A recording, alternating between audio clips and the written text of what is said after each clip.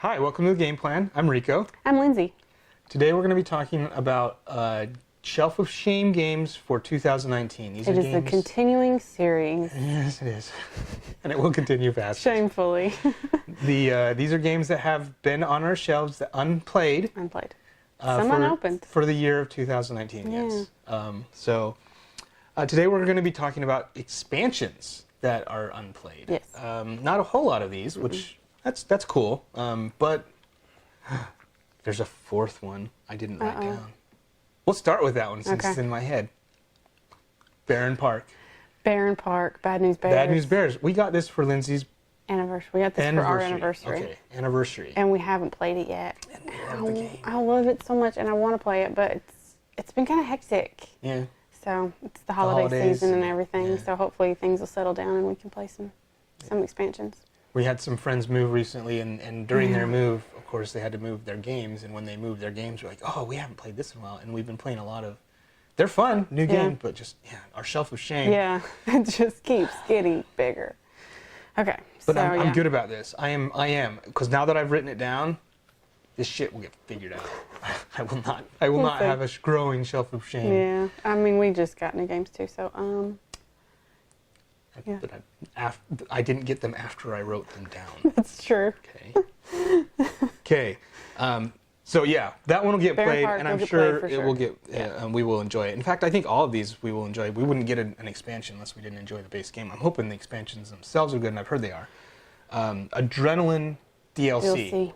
I don't know what this adds to the game. I don't know the exact content that it adds to the game. Do you know what DLC means? Downloadable content. Oh, so it's a play on video games. So Adrenaline is a first-person shooter themed board game about a first-person shooter game, video game, and like the Quakes and those types of games.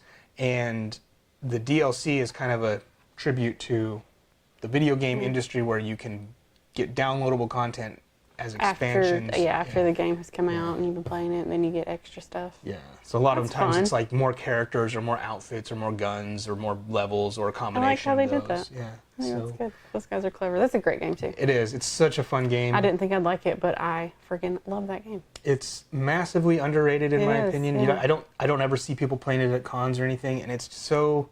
That's weird. Yeah, I think it fits because it's thematic and it feels thematic, and you running around trying to shoot people, but it's very Euro because it's actually an area control game hidden underneath. So it can appeal to any Euro gamer too, because there's very much a resource management, how you're trying to use your action management, action selection type stuff going on.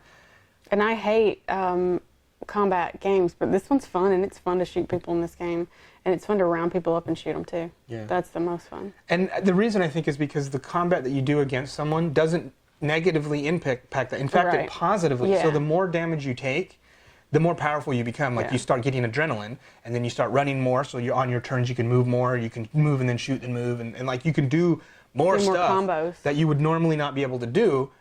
But you can only do that if you've been taking damage. Now, once you die, you kind of reset.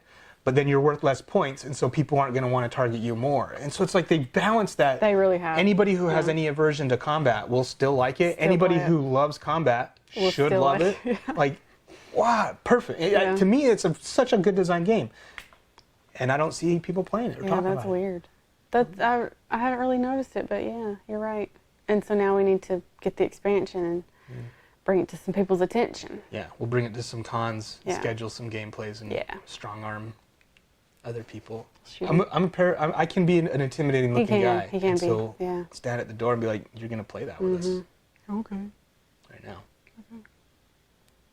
All right. So the next one is Barage Leeway. Yeah. So we actually got this with the base game. It came with it. Is that correct? That is correct. Am I it's correct part of the Kickstarter fulfillment. And so Barage is a pretty heavy game, and so I was averse to playing it with the expansion, like first off. But now that I've played it probably three or four times, I'm into it. I want to play it with the expansion. I want to see what it adds. Yeah. But I'm real bad at this game, but it's still a fun game to play, which is odd. Yeah. I'm bad at a lot of games, but this game is really complicated, and you have to do things correctly in the beginning, and I never do. But I still like playing it. Yeah. It's fun. Usually I'm kind of against playing it if I'm that bad at it, and I do that poorly, but I still like this one. It's fun. This is what I wanted. I wanted to get a play in or two, before I introduced it, because it's a thinker, and it's, like she says, it's kind of opaque. So there's a difference to me between being heavy and having lots of options and all that kind of stuff, and being opaque, being difficult to not really build a strategy, but to just, what do I even do? What do you just do? Like, it's not, like Great Western Trail is complicated, a lot of stuff's going on, but you can see where you need to go. Yeah, you move forward, and how far you move is up to you. This one, it's like, what do I even go for first? Like, what do I do, and what would be the benefit of doing it?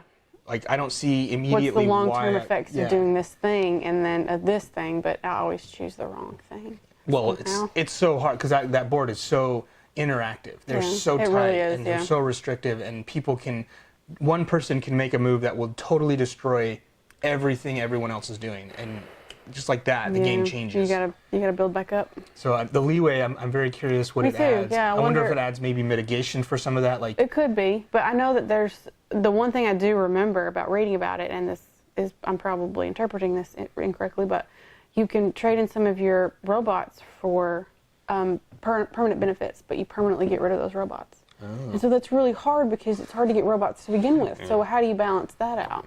Yeah. Okay. So it's just going to add some layers to an already very thick game. I look forward to it. Yeah, it's going to be fun. Cool. All right, so the next one. Dinosaur Island. Oh yeah, Dinosaur Island. Okay, so Totally Liquid expansion. Yeah. I love Dinosaur Island so much. It is. It's a great game. Yes. It's very fun. I don't know really anything about the expansion, but it's one of those, like, well, I love the game. I've heard good things about the expansion. Let's get it. It adds aquatic dinosaurs, doesn't it? Cool. I think that's the liquid part. That makes sense. I always say things like I'm confident, and then I'm like, I want to back it up because I don't know if that's right. So, I don't know, we'll see. Dinosaur Island is essentially Jurassic Park, the board game, although there is now going to be a Jurassic Park. But I don't think it's going to be as good. I don't see how it could be as good. Unless they just put a skin on Dinosaur Island. Yeah, I'm like that. To me, that would be just as good. Yeah. I'm not really a huge fan of the boisterous color scheme of Dinosaur Island. Oh, I love it. But I know a lot of people do like it, and so I don't like describing the colors because it's hard to do it differentiate. That's why you're going to be seeing pictures during this. Because there's like a pink and a purple that are both look pink and purple, and then there's a blue, but then there's also another blue, and then there's a bright pink. That's the only time that I don't like the color scheme, is when you're trying to be like, okay, I want this color of this thing, but you're like, how do I say what color that is? But I still love it. It's still fun. Ooh. Yeah. All right, I think that's it though, right? Yeah. All right, so those are our four. Those are expansions, and 4 expansions. These have not been on our shelf for very long. No. The longest one has been since October. The very end of October.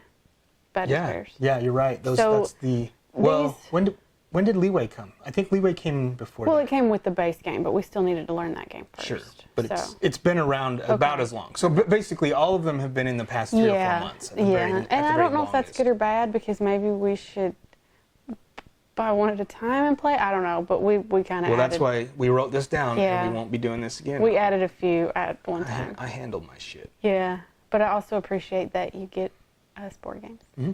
Yeah, I like to manage the collection. Yes, it's the meta. Okay, so thanks for watching. This is the second in a series of our Shelf of Shame. So that's not all that there is on our Shelf of Shame. And I'm very proud of my shame. I'm shameful of my shame. Thanks for watching, guys.